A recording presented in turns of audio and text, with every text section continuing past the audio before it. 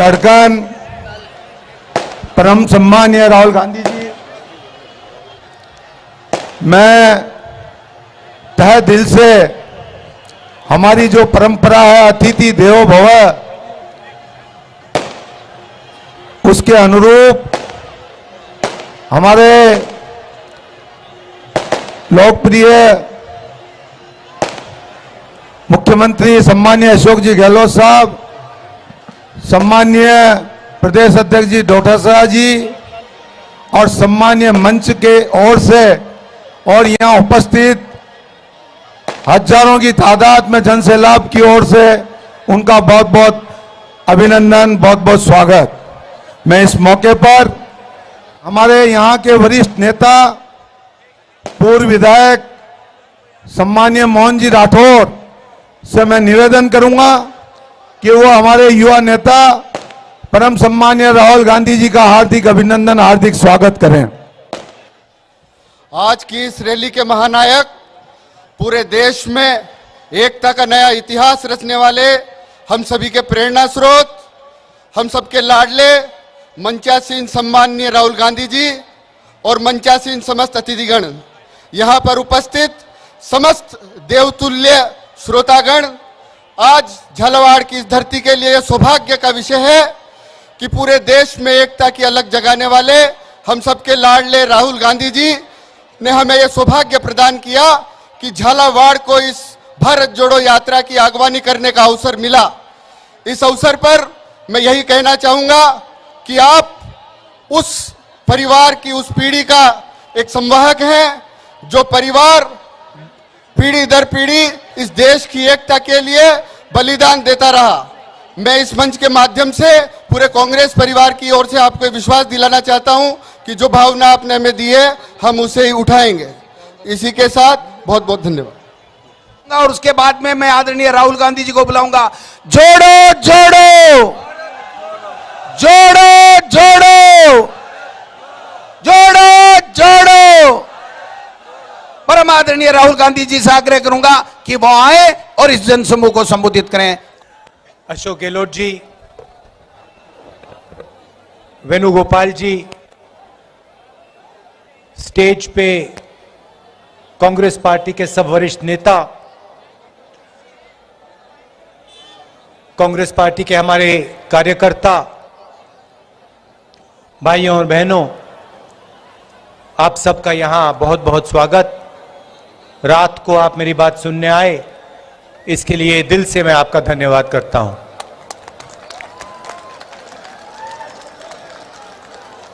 ये भारत जोड़ो यात्रा हमने कन्याकुमारी में शुरू की और अब ये राजस्थान से दिल्ली होकर श्रीनगर तक जाएगी और श्रीनगर में हम अपना तिरंगा, प्यारा तिरंगा लहराएंगे।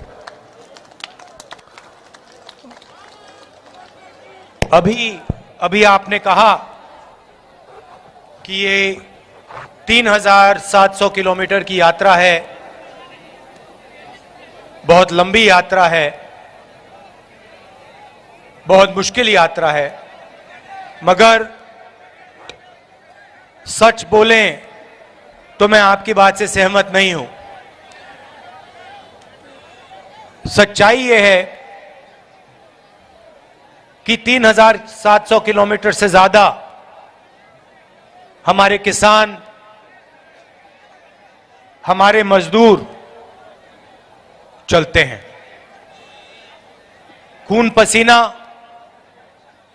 अपना देते हैं, देश को देते हैं और इन सड़कों पे जिंदगी भर हजारों किलोमीटर चलते हैं। तो सच्चे तपस्वी वो हैं, देश के किसान, देश के मजदूर और बीजेपी की जो सरकार है, दिल्ली की सरकार है, वो हिंदुस्तान के जो तपस्वी हैं, जो इस देश के लिए काम करते हैं, उन पर आक्रमण कर रही है। पूरा का पूरा फायदा जो आपका धन है, उनके 2-3 उद्योगपतियों मित्र को दिया जा रहा है, और जो किसान को मिलना चाहिए, जो मजदूर को मिलना चाहिए, जो छोटे दुकानदारों को मिलना चाहिए, स्मॉल और मीडियम बिजनेस चलाने वालों को मिलना चाहिए, वो उनको नहीं मिल रहा है। ये आज देश की सच्चाई है। आप इनकी पॉलिसीज देखिए। किसान के लिए ये 3 कानून, काले कानून लाए, और उन्होंने किसानों की रीढ़ की हड्डी तोड़ने की कोशिश की। प्रधानमंत्री जी ने कहा कि ये कानून किसानों के फायदे के लिए हैं। प्रधानमंत्री कहते हैं कि कानून किसानों के फायदे के लिए हैं, और हिंदुस्तान के सब किसान सड़कों पे उतरे, प्रदर्शन कर रहे हैं, और अंत में किसानों की शक्ति ने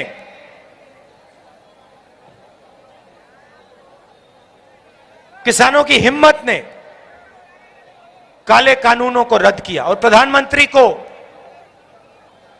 पीछे हटना पड़ा। ये छोटा काम नहीं है। 1 साल लगे, 1 साल किसानों को सड़कों पे रखा, बारिश में, तूफान में, ठंड में, गर्मी में, मगर किसान पीछे नहीं हटे। वही जो किसानों के साथ करने की कोशिश की, वही हर रोज छोटे दुकानदार, स्मॉल और मीडियम बिजनेस चलाने वाले लोग, उनके साथ नोटबंदी और गलत जीएसटी लागू करके इन्होंने की।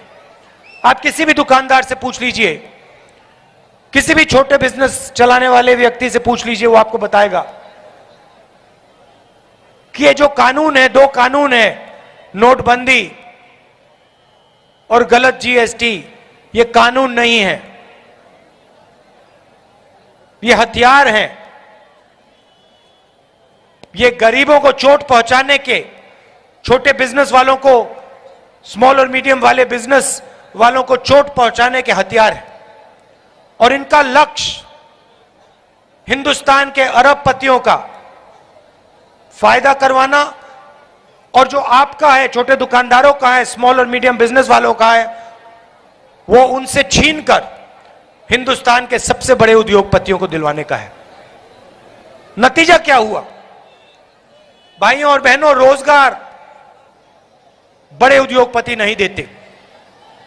रोजगार जो छोटा बिजनेस चलाते हैं, दुकानदार होते हैं, छोटे व्यापारी, स्मॉल और मीडियम बिजनेस जो चलाते हैं, ये लोग देते हैं। हिंदुस्तान में छोटे छोटे लाखों बिजनेस हैं, ये युवाओं को रोजगार देते हैं। नोटबंदी और जीएसटी ने इन सबको खत्म कर दिया। नतीजा यह हुआ कि आज हिंदुस्तान अपने युवाओं को रोजगार नहीं दे सकता। जितनी भी कोशिश कर लो, आज का युवा नोटबंदी और जीएसटी के कारण इस देश में रोजगार नहीं पा सकता है। सच्चाई है। यह रास्ता बंद किया, 2 और रास्ते हैं। एक रास्ता पब्लिक सेक्टर का, पब्लिक सेक्टर की सब कंपनियों को, बीएचईएल, रेलवेज, तेल की कंपनीज को, सबको एक के बाद एक ये प्राइवेटाइज कर रहे हैं। तो पहले जो गरीबों के लिए रास्ता था, रोजगार का रास्ता था, उसको भी इन्होंने बंद कर दिया है। और अंत में जो सरकारी नौकरियां होती हैं, जो राजस्थान की सरकार अभी भी देती है, स्कूल्स में, कॉलेजेस में और स्वास्थ्य के जो सिस्टम में, अस्पतालों में, सरकारी अस्पतालों में, उन सब को नरेंद्र मोदी जी की सरकार और जहां भी बीजेपी की सरकारें हैं, वो एक के बाद एक बंद कर रहे हैं। तो रोजगार के सारे रास्ते बंद हो रहे हैं, और इसके कारण देश में डर पैदा हो रहा है। और डर को बीजेपी के लोग नफरत में बदलते हैं।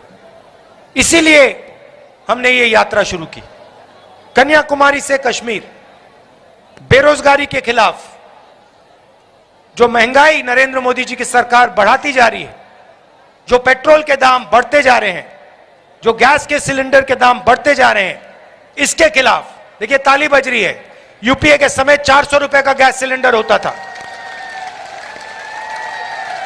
यूपीए के समय 400 रुपए का गैस सिलेंडर होता था, आज 1100 रुपए का है। यूपीए के समय 60 रुपए का पेट्रोल होता था, आज 107 रुपए का है। और भाइयों और बहनों, हम सब जानते हैं कि सबसे ज्यादा महंगाई की चोट हमारी माताएं और बहनों को लगती है। सबसे ज्यादा चोट उनको लगती है। मैं बीजेपी से एक बात पूछना चाहता हूं, आरएसएस से एक बात पूछना चाहता हूं।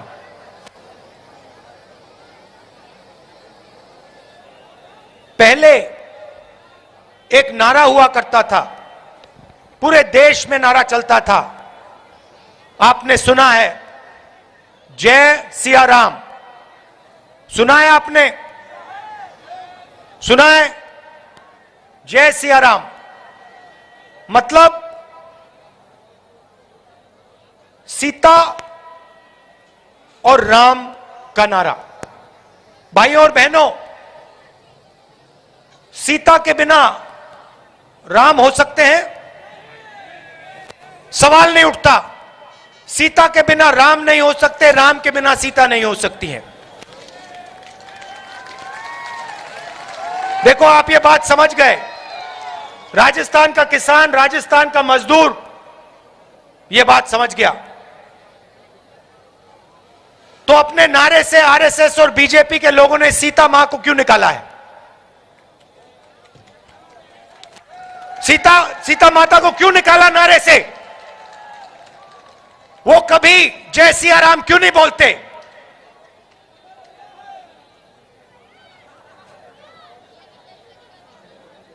ठीक है, अगर जय श्री राम बोलना है बोलिए, मगर आरएसएस के लोगों को जय सिया राम बोलना पड़ेगा और वो सीता मां का अपमान नहीं कर सकते हैं।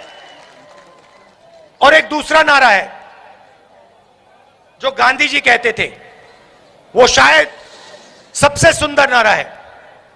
आपको याद है? हां, हे राम। ये सबसे गहरा नारा है।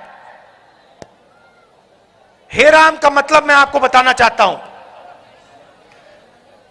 जो शब्द गांधी जी ने गोली खाने के बाद कहे थे 3 बार, हे राम, हे राम, हे राम, उस नारे की गहराई और गांधी जी की सोच मैं आज आपको बताना चाहता हूं। हे राम का मतलब, जो राम भगवान थे, उनकी एक सोच थी, उनके दिल में एक भावना थी, उनका जीने का तरीका था। वो सबका आदर करते थे, वो नफरत किसी से नहीं करते थे, वो सबसे प्यार करते थे, सबसे गले लगते थे। वो भावना को हम हे राम कहते हैं। और जब हम हे राम कहते हैं, हम निर्णय करते हैं कि जो राम जी की भावना थी, उस भावना से हम अपना जीवन जिएंगे। यह है मतलब हे राम का। यह भी नारा आरएसएस के लोग भूल गए हैं। वो कभी जय सिया राम नहीं बोलते, सीता को परे कर दिया, और हे राम कभी नहीं बोलते, क्योंकि वो जो राम भगवान की जो भावना है उसको नहीं मानते। क्योंकि अगर मानते तो इस देश में जो नफरत फैला रहे हैं, जो हिंसा फैला रहे हैं, वो कभी नहीं फैलाते। जो किसानों के साथ वो अत्याचार कर रहे हैं, जो युवाओं को वो बेरोजगार बना रहे हैं, जो महिलाओं का वो अपमान कर रहे हैं, वो कभी नहीं करते। तो मैं आरएसएस के लोगों से कहना चाहता हूं, आप राम भगवान को समझिए, उनकी भावना, उनके जीने के तरीके को समझिए। उन्होंने सिर्फ प्यार की बात की थी, भाईचारे की बात की थी, इज्जत की बात की थी, नफरत की बात नहीं की थी, हिंसा की बात नहीं की थी।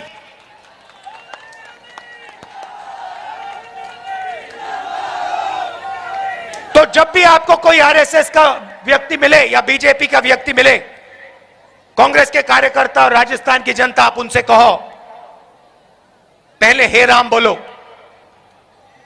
और फिर जय सिया राम बोलो। आप दूर दूर से आए, यात्रा में आपने इतना समर्थन दिया, आज लाखों लोग हमारे साथ चले हैं, आपने प्यार दिया, पूरा का पूरा आपने अपना दम लगा दिया, आपने हमारी मदद की। आमतौर से आदमी यात्रा में सुबह उठता है, थकान नहीं होती, शाम को थोड़ी सी थकान हो जाती है। इस यात्रा में जादू सा है, हम सुबह उठते हैं, थकान नहीं होती। अभी हम 6-7 घंटे चले हैं और ऐसा ही लग रहा है कि आज अभी अभी उठे हैं, अभी अभी यात्रा शुरू की है। और ये आपकी देन है, हम अपनी शक्ति का प्रयोग नहीं कर रहे हैं, आपकी शक्ति इस यात्रा की मदद कर रही है और आपकी ही शक्ति तिरंगे को श्रीनगर में लहराएगी। आप सबका दिल से बहुत बहुत धन्यवाद। नमस्कार, जय हिंद।